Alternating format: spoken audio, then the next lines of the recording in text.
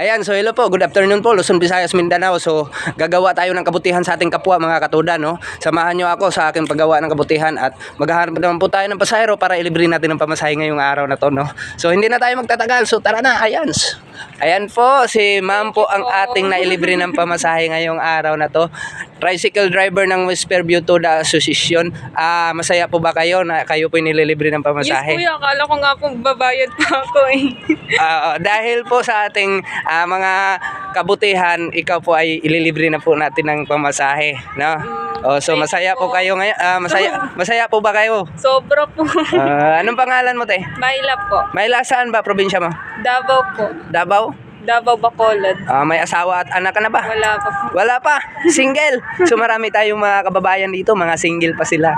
So maghanap-hanap ka na lang. Hindi, joke lang. So batiin mo na yung mga mahal. May mahal ka sa buhay, mga mama, papa mo. Batiin mo na yung mama, papa mo. Kasama po dito eh. Kasama mo papa mo. Dito po sila. Opo, sige po. Opo, opo.